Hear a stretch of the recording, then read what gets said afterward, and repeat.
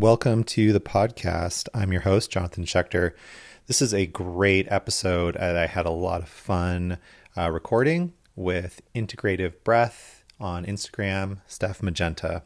Steph is a breathwork facilitator and shamanic practitioner, and I'm a big fan of her content. You know, she posts a lot of great information about breathwork, about cold exposure, about adding authenticity and presence into your life, and also connecting with different shamanic energies and forces and integrating that into our being. So I had a really great time chatting with Steph. She has a wonderful presence. She has a lot of wisdom, and she's just a joy to be around. So I hope you guys enjoy this episode where we get into being present, bringing authenticity into our life, what we're here to do as breathwork facilitators, what that process is about, her own journey from addiction to thriving in breathwork, and incorporating shamanic practices into our breathwork. So hope you guys enjoy this one. Hey, good morning, everyone, and welcome to another episode of the podcast. I am your host, Jonathan Schecter. So happy that you are here with us. And I am just going to grab my guest for today. I'm really excited about this one. I think you guys are too. My guest today is Steph Magenta, known on here as Integrative Breath. So as we wait for a moment for Steph to arrive, I invite you to just take a moment and get centered, get settled. Ah, there she is. Yay. Hi there. Hi, Steph. How are you?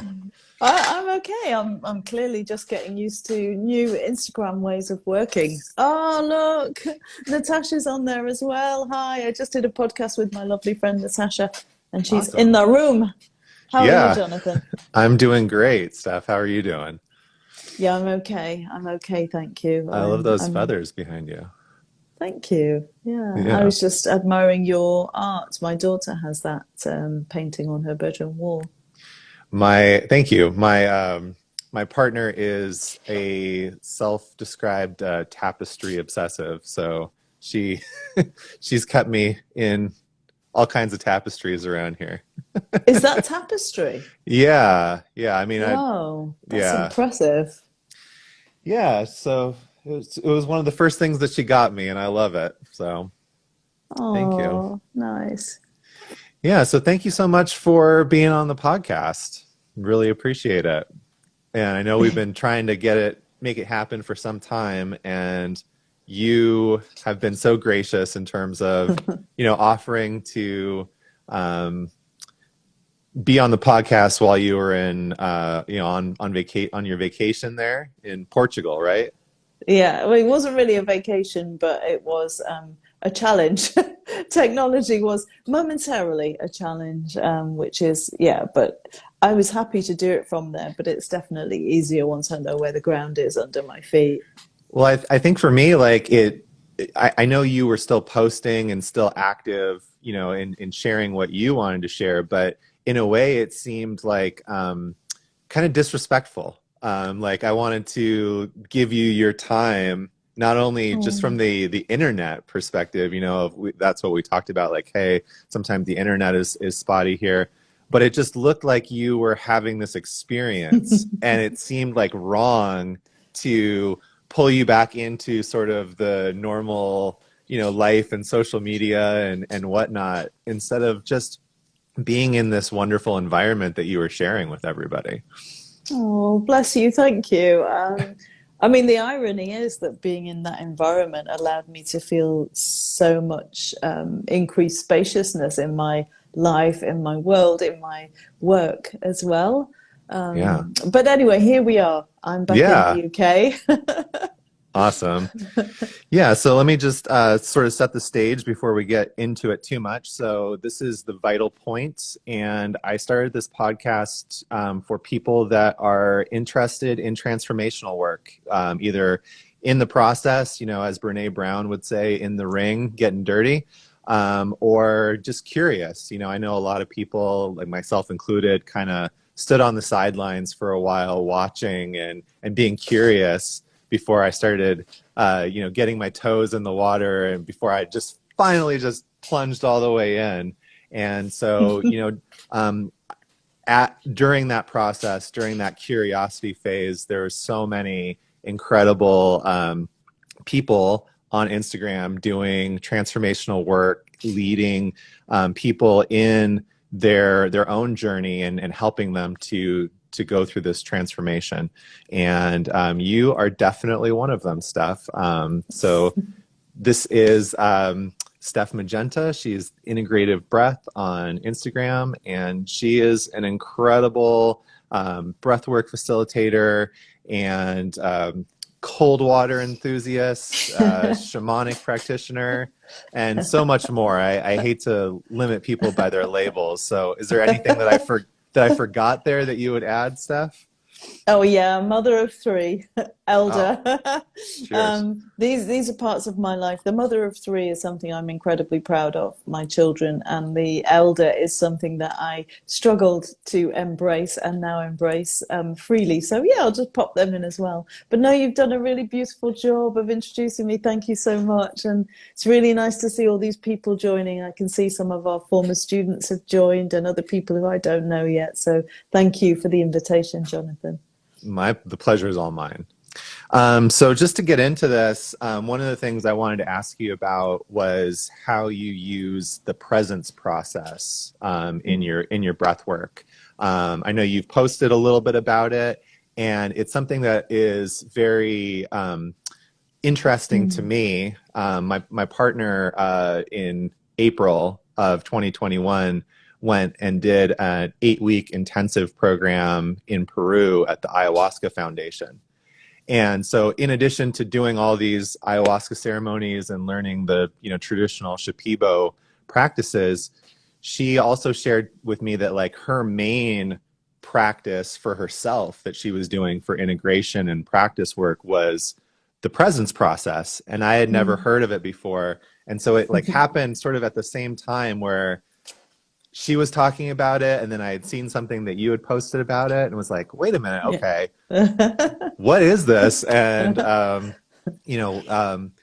as I tend to do, and sort of why I started the podcast, like seeing something new, seeing something that I'm not familiar with, and then getting curious about it and being like, hey, what is this?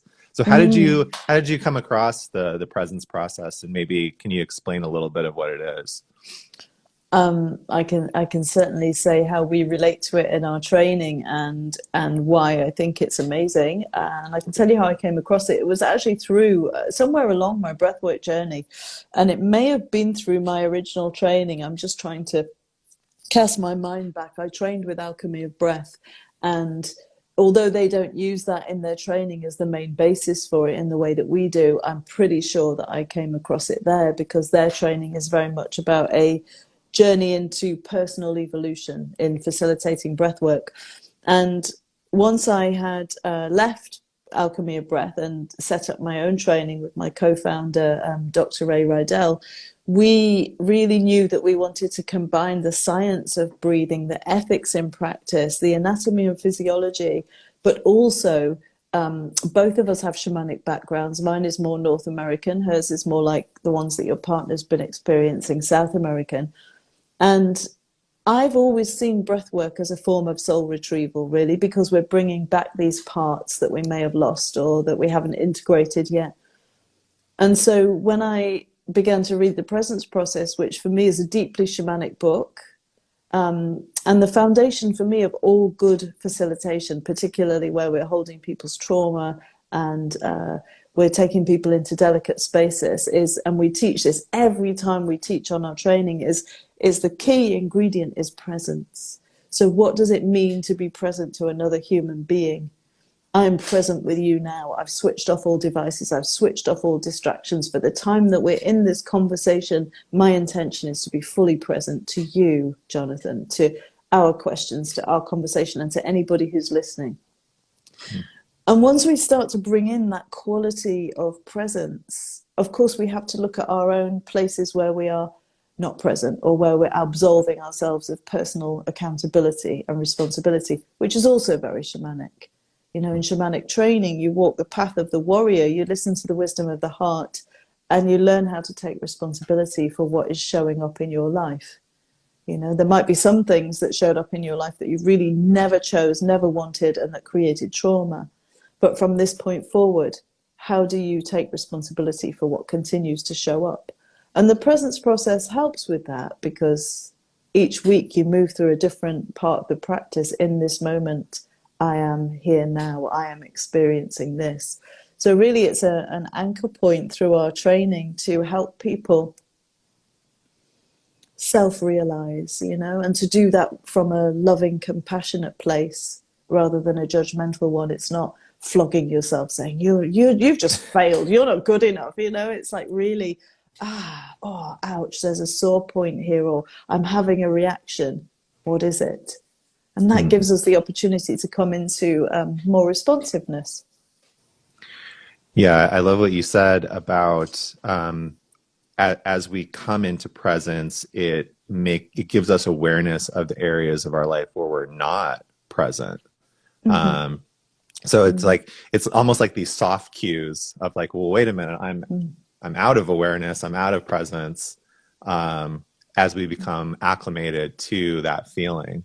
And I found that like in somatic work as well, or just, you know, catching my breathing. I remember one day I was walking and I just all of a sudden came to this realization that I was breathing really shallow. I was breathing through my mouth almost without thinking about it. Right. And as soon as I had that, you know, that, oh, wow, I'm doing this. Not only was this cue to, you know, to stop, take a few deep breaths, start breathing through my nose again. But it's like, I don't want to say I'm perfect, right? None of us are perfect, but danger zone. Right. But there was something that happened in that moment that created this awareness from then on of, oh, anytime I start to breathe through my mouth, it's like that cue to like, oh, wait, something is off here. If I'm not aware of it, it's an invitation for me to get a little bit quiet, take a few breaths, check in with myself. So I love how the processes that bring us into presence and bring us into awareness, not only are they helping us in the moment, but they're also informing the rest of our life, sort of shining that light, like you mentioned, on those areas where maybe we're not present. And I love that you refer to them as soft cues, because the more I learn, and you quoted Brené Brown at the beginning of this, the opening of this talk, and I love how she really is such a big proponent of the power of vulnerability and the depth in gentleness, and for me that's my life learning. It's like, how do I attune myself so I can listen to those soft cues, and what is it that wants to be known? And I find that in stillness and in presence, the stuff that wants to be known can arise. Whereas obviously if we're running around and we're constantly charged and we're constantly living in our sympathetic nervous system, we can't hear what wants to come through. We're either driving it and directing it, and then we might be missing a load of stuff, or we just don't hear because, you know, we've already got these patterns of responding and behavior. So the presence process for me starts to break down those patterns and provide opportunity to notice. Yeah, so thank you for that gorgeous description. Soft cues. Yeah. I started reading it yesterday, just almost because of this podcast, but also just like, okay, I'm curious, you know, what is it about this? And just reading the introduction, one of the things that really jumped out at me was this idea of being present with our trauma and with the parts of us that we normally turn away from, you know, and how important that is, especially in the context of transformational work, because I can't speak for everyone, but I definitely feel like I've observed this in others, and I can certainly speak for myself that especially towards the beginning of spiritual and transformational practice, we have this human tendency to turn towards the light and away from the shadow, or Hmm. away from those parts of us that we're not really okay with or haven't integrated. And Yeah. so just to have it in that black and white of like, hey, we've got to work on integrating all of it, not just the parts that are convenient or feel good, warm and light. So Hmm. I'm really looking forward to getting more into the process over the next few weeks. Good. Let me know how you get on. Yeah. So I'm curious about your background a little bit, because I was looking at your website, and you, tell me if I'm getting this wrong. You worked in addiction research. Hmm. Yeah. So how did you get from there to breath work? Well, I guess there's a question that might preempt that a bit, which is how did you get into addiction research? Because then from addiction research into breathwork has actually been, they say that you teach what you need to know, and I think the addiction research was the precursor to actually starting to really do my own healing, because I came from a background of addiction, so personal addiction, 7, 8 years of hardcore heroin addiction. I was completely lost Hmm. in a lot of trauma. And in getting out of that and transforming my life, that's step one. Step one is to like actually acknowledge I've got a problem and I need help and I don't want to live this way anymore. And I had to get to a really low point to do that, really low point. And I managed to return to my hometown and I managed to start that process. And then I was like, well, what am I going to do? Like, what am I going to do with my life? I don't know who I am without this cushion of, opiates and Hmm. this whole lifestyle that was associated with that, which was a lot of hiding, a lot of concealing, a lot of restriction, a lot of crime. And, my grandmother used to say to me, you'd be 6 feet under by now if you hadn't made that call on that day to say, bring me back home, I've had enough. And I probably would be. And so eventually I thought, well, the only thing I know how to do is talk about addiction, really, and some of the other things that were there. And I saw this job advertised, and I'd been working in casinos just to earn a living. And, I just thought, oh, yeah, that might be fun. I don't know why I thought that. Anyway, I soon learned it wasn't much fun being in darkened rooms all night. There's no windows in casinos. I don't know if anybody knew that or not, but because they don't want people to have a concept of, oh shit, it's daylight and I've been here Right. all night. Okay. So anyway, I knew I didn't want to do that. And I saw this job and I thought, I'm going to apply for that. Yes, I don't have social work training. I don't have XYZ, but it was with an agency and an organization who are pretty well known, who are much more kind of street level and want to communicate with people. And I got that job ahead of other people who had applied. So basically, I was starting to dig in and do research into the things that I'd lived. And and then whilst I was in that job, this is completely random, it seems, but I don't believe in random really. But whilst I was in that job, I had the opportunity to go to a big conference in New York. Well, it was actually in LA, but we flew in via New York City. And I saw the skyline and I was like, oh my gosh, I want to visit there. And I managed to get back there about a year later and discovered juice bars. And that began my journey of, I opened my own juice bars. I was pretty entrepreneurial. I developed a lot of resilience through coming through addiction and things like that. Everything has a gift as well as a curse. And I opened these juice bars and I did 20 years of working in juice bars and investing in health and well-being and smoothies. And there might be people on this call who knew me from that time or who listened to it later. And it still comes into my work because health is an holistic thing. It's not you go to the gym and you work out and then you ignore your mind, your thoughts, your spirituality, your heart, your body. It's not about pushing. It's like a whole package. And and so I suppose in a way, eventually from really just finding all these parts of me that remained unhealed, I discovered dance, I discovered movement, I discovered massage and body work and went to train in it, and ironically was starting to burn out because I was doing too much health Hmm. related stuff.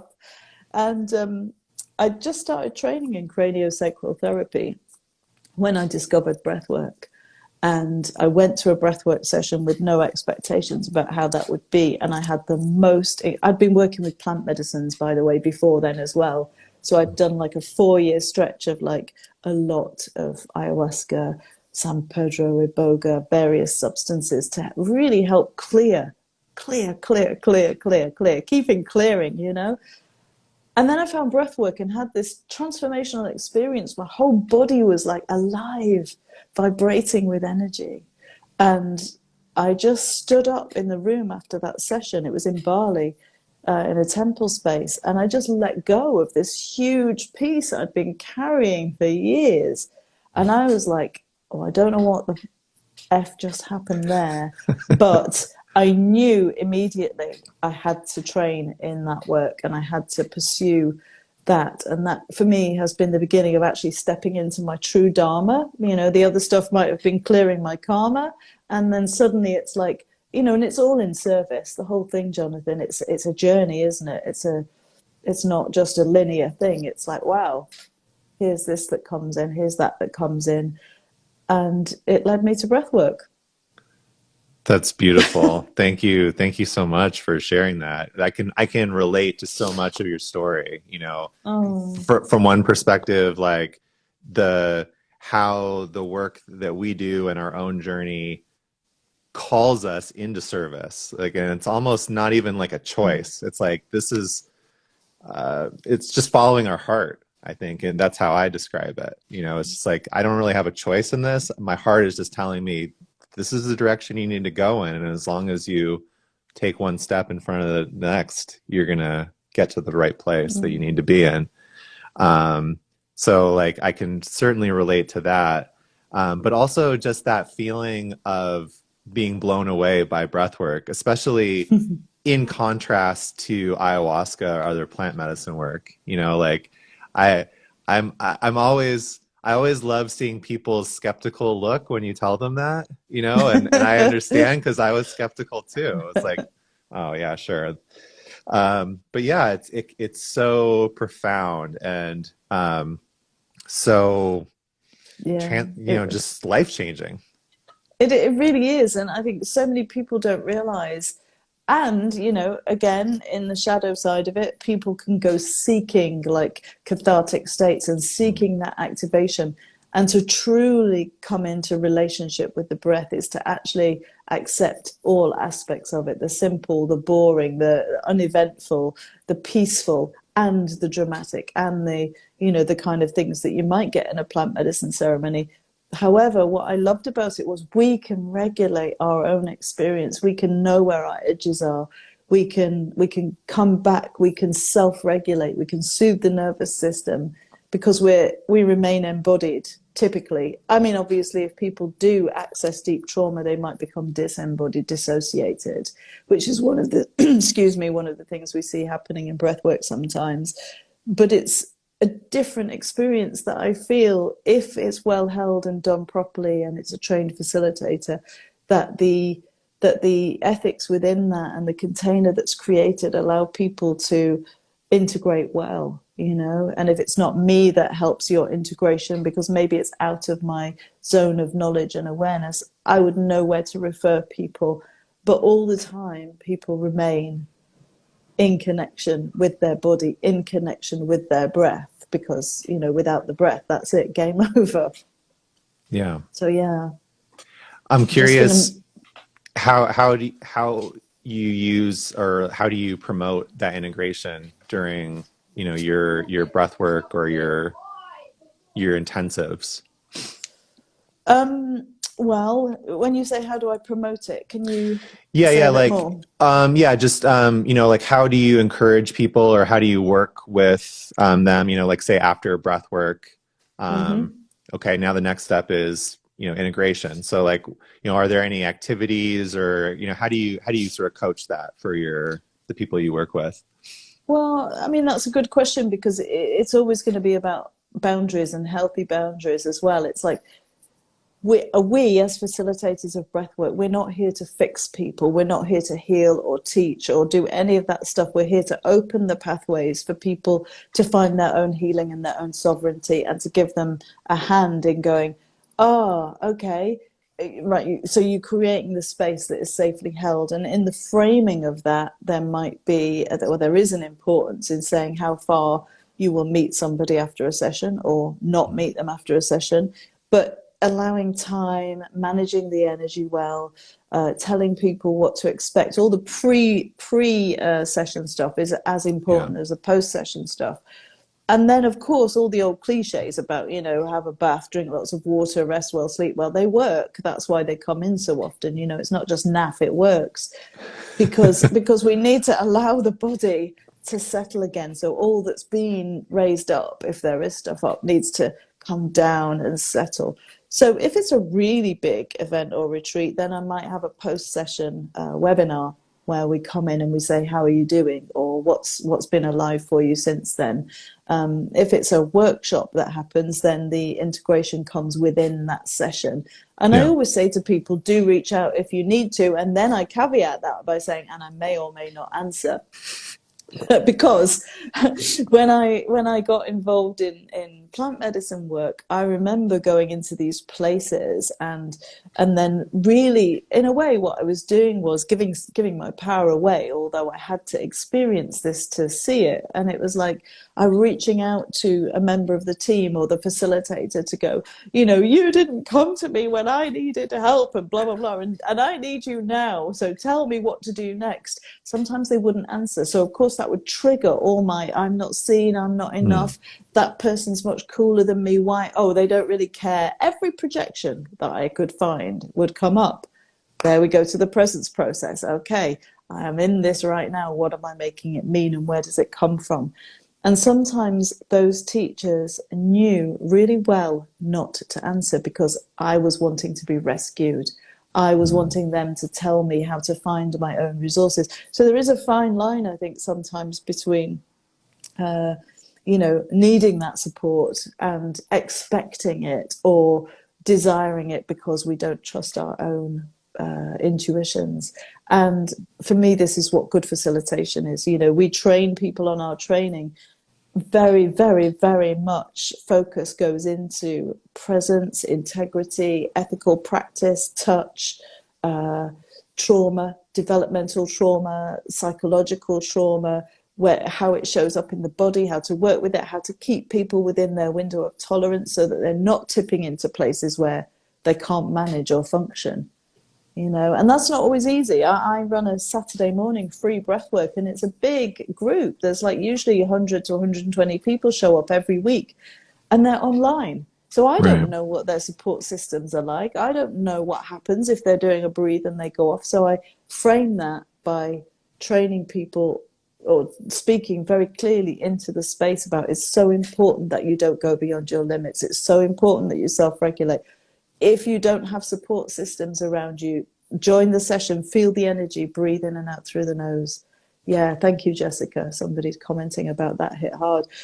Just really, really starting to understand what's happening in our systems. That's the integration, really. Yeah, I love that you mentioned, not moving too far or not going too deep, not getting out of control. Because that is something that's interesting about breath work in as compared to plant medicines is a lot of the magic for breath work. Well, for both, a lot of the magic is in that surrender, is in that trusting the process and just going with whatever's happening. The difference is, plant medicines will give you a nice nudge, whereas with breath work, you're kind of standing on the cliff, trying to convince yourself to jump off, sometimes. Yeah. Oh my God. Plant medicines have never given me a nice nudge. They've always given me a major whack. Well, yeah. No, I was trying to say it in a nice way. I was actually thinking there's that meme of the person on the cliff with the big hand. Oh yeah. God. And it's like ayahuasca and ayahuasca's down here too, catching you. No, usually it is a push rather than a nice gentle nudge. But yeah, with breath work, there's that self-sovereignty of like, I'm going to purposefully jump off rather than get shoved off. Um, so it is tricky about like Mm, how far, how much can we open up, and mm, it's definitely a process. So mm, I think where I was going with the original question is like, I think you mentioned you guys have like a movement element. I've seen some of the content that you've posted from your trainings. It looks like there's some movement and some dance and some energetic stuff that's happening as well as just the breathing. So perhaps there's an mm. element of the integration in there. Like I No, know. that's just for fun, Jonathan. Oh, okay, cool, great. I mean, when I actually lead my sessions, I do encourage people, if the body starts to develop a movement that's happening, like amplify that and see what's in there, Yeah. but not through repetition that becomes a story, or you're not connected to the sensation or the feeling Mm, or where it's arising from. Always bringing it back to the breath, sure. And the same with sound. It's like, okay, many of us have really blocked throat centers because we just haven't been brought up to actually trust our voice. We've been told that we're stupid or something's wrong, or, well, why would you say that? That kind of thing. And so these centers close down, our communication centers close down. They're intricately connected to our heart and our gut and our truth, our personal truth in the world. And so when we have the opportunity to make sound, maybe we get to yell that no, or that, swear word, or that curse at somebody that we never got to issue, or to state a boundary or something like that. But if I hear people in a session getting stuck in droning and toning and just or screaming, really screaming, and in high activation, it's like discharge and come back to the breath, discharge. If they're stuck in a place, that's not for me what breath work is. And that's not for me how we begin to manage trauma that shows up in the body. And so in a way, it's kind of like the movement and sound are in service to that. If I use them on our retreats and our graduations and things like that, if people are doing any ecstatic dance or shaking or any kind of movement, really that's just for our integration. Because if we're sitting there absorbing information, or we're tense because we're leading our own breathwork sessions, like for the students I'm speaking about, not for me, you need to get that out of the body. That's the whole point. Like, human beings yeah. don't discharge like animals do. And so Right. it's useful in that sense. So what I heard there is that you're encouraging people to be in presence again, to kind of bring it back to the presence process, authenticity rather than let's just go through the motions to integrate, quote unquote, whatever just happened. Did I get Yeah, that right? yeah, you did, absolutely. That's a beautiful summary, because authenticity is everything. Because the thing is, there are so many masks that we wear. There's so much illusion. There's so much comparison that we're afraid of being authentic, because it's not been safe to be authentic in the past, because maybe we've been attacked or violated or judged or ostracized, exiled, whatever. And so for people, it can feel really risky to be authentic. So we really encourage that. But also, anything like that comes with the ability to be discerning, what is appropriate. Because when I was younger, people used to say to me, God, you're really blunt. Like, you just say stuff. And I used to think, yeah, isn't that great? Because I was saying what nobody else would dare to say.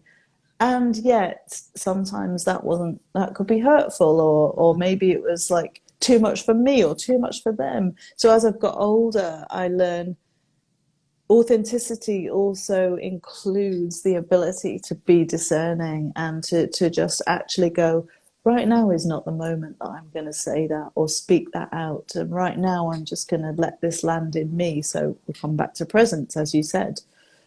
So yeah, it is that. And I mean, life is just a great big learning curve, isn't it? Absolutely. Yeah. So I had one more question for you. If you have the time, I want to just check in because we're Sure. about 30 minutes in. Yeah. So I know that shamanic practices are another big part of who you are and your offerings. And Hmm. it's actually something that I was curious about your sequencing and how you sequence that within the breath work, because it's something that I'm getting into a little bit as well. Um, Oh. in terms of we just did a container a couple of weeks ago where we offered cacao and shamanic drumming, along with breathwork and sound healing. Mm-hmm. And one of the things that we were like, okay, how should we do this, was breathwork before or after the shamanic drumming. So I Mm-hmm. was like, okay, I can ask Steph about this because I'm sure she has a good opinion from her Well, practice. I don't have a formula. I never have a formula because the thing is, like, sometimes people who train in breath work will come and say, oh, how can I bring more shamanic element into my work? And I say, well, go and get shamanic training. That's the first thing I would say to anybody, because it's not something that we do that's just bells and whistles. It's a lifestyle, Mm. to be committed to walking a shamanic path and to be in integrity with that, for me, is like, it comes into my work because in shamanism we say that you never work alone. We become the hollow bone. Spirit works through us, great spirit. And before every session I do on a Saturday, I sit and I meditate and I pray for a few moments, and I go to my altar and I smudge and I welcome all my guardians and my ancestors, and I say, what wants to come through me today, let me be a vessel for that. And I never plan what I'm going to say in those sessions. Yes, I might plan for a retreat or an event like the one you're describing, because otherwise it's chaos. But I go in and the first thing I do is open the sacred space, open the directions, call in the spirits, and acknowledge that I am not working alone. And we create this container. And I thoroughly believe in the power and the potency of that work. And I respect it enormously. And then, depending on what it is, if it's a shamanic breathwork workshop, a weekend, then we may have drumming, we may have shamanic walking, we may have shamanic movement, we may have breathwork. And it doesn't really matter where anything comes in, as long as the flow of your event is curated where people feel like they're taken on a journey and they understand what they're experiencing. And even if they don't understand it in the moment, you trust enough that the process will take people to a place of understanding when they finish. Like, okay, yeah. Because when we arrive at an event, we're surrendering into the space, aren't we? So a well-held space is a beautiful thing to be a part of. So I don't sequence it with any particular, sometimes people might experience a shamanic drum journey, and whatever they discover goes to the breath.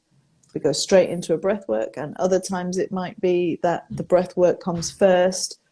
We take a pause, but people will typically be in quite altered states in a different way through breath work than they are through a drum journey.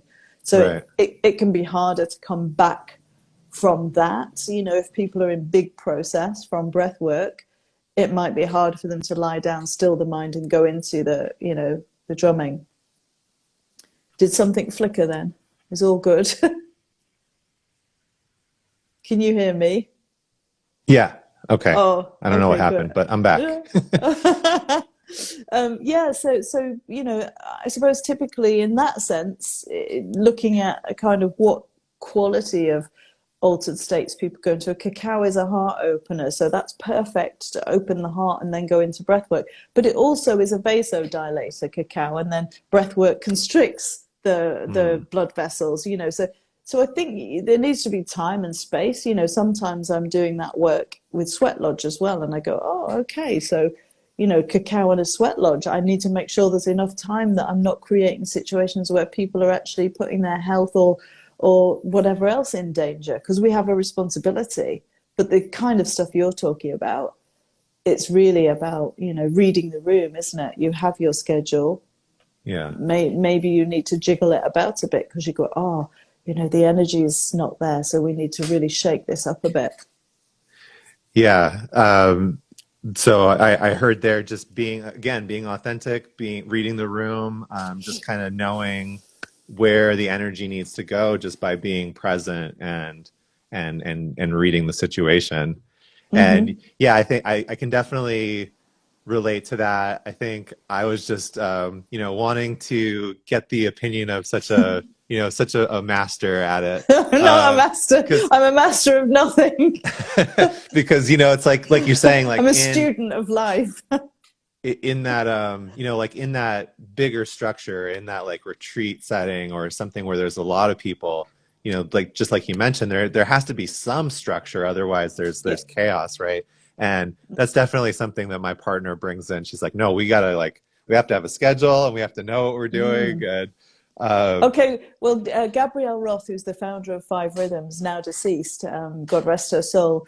One of her famous quotes is, "It takes great discipline to be a free spirit," and I love that because I used to hate the word discipline and the concept of it. I didn't like. I didn't like structure particularly. I'm actually really good at it, but I didn't like it for years. I saw it as a constraint to my freedom. And the more I realized that those structures are important, particularly in things like breathwork, because our job is to create the space that allows people to open up to find their own healing. As I said at the beginning, we're not teaching, we're not fixing, we're not healing anybody. We are creating the space that allows the inquiry that will take people to where they're ready to go. And that's another really important part, because it's like, well, where am I ready to go? What is my system ready to receive? How much work have I done? Because if we push people, I admit this, when I first trained and I first started, I would see a successful session as being the measure of how many people really got activated, because I can hold a strong space because I have that shamanic background and I'm not afraid of shadow. It's part of my medicine. But at the same time, I would see that as the measure of success, and I was underestimating the power of gentleness and softness and regulation and nervous system regulation. And now I think less is more. If somebody appears to be in a corner, not really breathing very much, yes, our job is to get them breathing. But hey, maybe they're on step one of this journey and they've come into this space and that's enough. Letting people be where they are and slowing down and saying, it's not about me. It really isn't about me. It's about the breath and the wisdom of the breath and the safety that we can create through proper training and proper facilitation. I'm really, really big on that.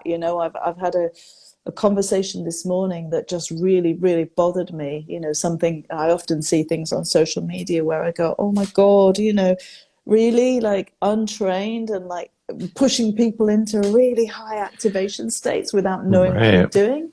It's like, just stop. Yeah, I feel like you and I could probably go off on that tangent for a while, because I also agree with that. Like, we're here to hold the space. And I think there's a lot of people in the space because social media and our technology has made some of these modalities so accessible to people. And yeah, people come in and they think, oh, there's not that much to it. You're just helping somebody to breathe, without taking into consideration and respect for the incredible space that this can open up within people. It's almost like you're playing with Pandora's box a little bit. And especially if you're encouraging people, no, get that lid open, like just toss it over, blast through the roof, do it now. And I often get emails from people who've been to some of my Saturday sessions, for example, online, and they email me and say, oh my gosh, Steph, like I watch what you do and I thought, oh, I can do that for my friend, and then my friend went into this huge reaction, and maybe they don't realize that they've got epilepsy, or maybe they don't realize they're in PTSD or anxiety, and something gets triggered and they're like, oh, can you help? I don't know what to do. And it's great that social media allows us to access these practices and network and connect, because there's a lot of very awesome breath workers out there. There really are. And, I was just chatting with Dan Brule actually the other day, not name dropping, but I've just had the pleasure of interviewing him for something that is coming live and is very exciting in February. Awesome. Watch this space. And he said to me, I've never met a breath worker I didn't like. And I was like, well, that's saying something, because he's been in the business for like 50 years. Right. And so there's a lot of great stuff out there. And I think, really all we can do is be responsible for our own integrity, and walk in beauty, as they say in the shamanic path.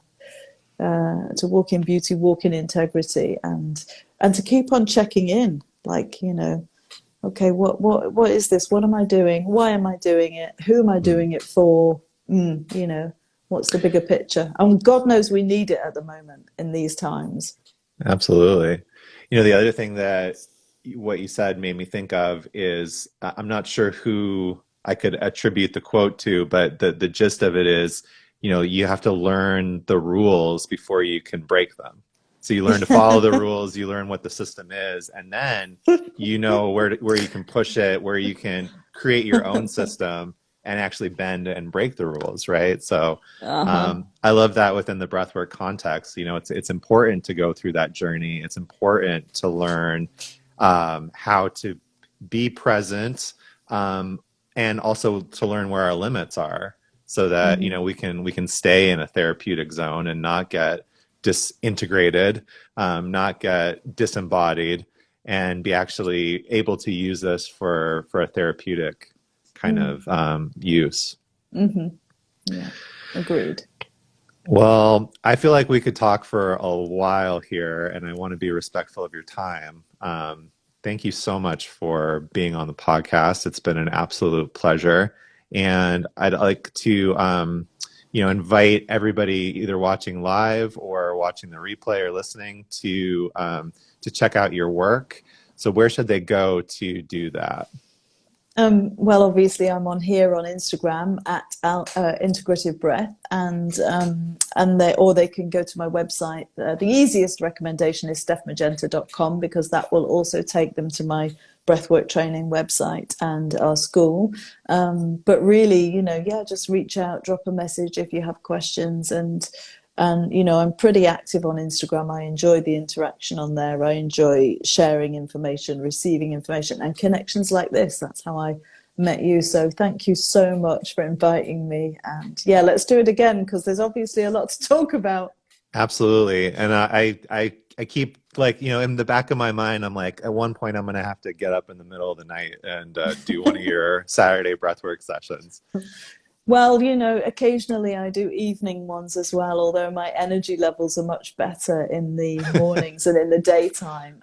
But I will be offering things occasionally, because I get that a lot from people in the US. I actually do have people who come on those breeds who get up at 3 a.m. and 5 a.m. who are in New York and Right. West Coast. And I'm like, wow, hats off to you. That's devotion, you know. Absolutely. Well, Anyway, I'll definitely keep my eyes open for one of those late sessions. Yeah, thank and you. thanks for everybody that joined. Thank you, Thea Oh, Girin. thank you. Glad Thank you. that it Thank you. landed. Yeah. I And take that big hug from Brazil. Thank you. so yeah, Another if breath worker. Oh, awesome. Yeah. So if you're listening or watching the replay, please subscribe to Integrative Breath and my page for more awesome breathwork content. And Thank you for if the love, everybody. yeah, yeah, and I would love if you guys can subscribe if you're listening to the podcast on the major podcasting platforms. It definitely just helps to get the word out to more people. And I'm so glad that you guys all joined and that you got some value out of it. I'm loving the comments here. Yeah. Um, so yeah, Steph, really appreciate your time today, and I would definitely love to do it again. Yeah. Thank you so much. Take care. See you soon. And thank you, everybody, for listening. Yeah, it's been an absolute pleasure. All right. Take care. Okay. Bye. Bye. Thanks for listening to this episode of the podcast. I hope it inspired you in your practice.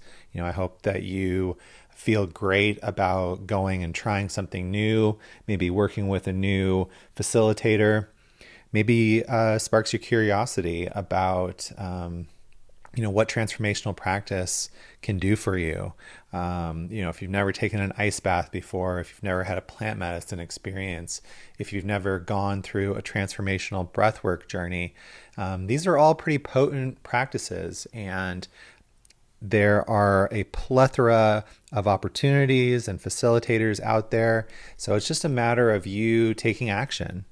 That's the vital point, is to practice.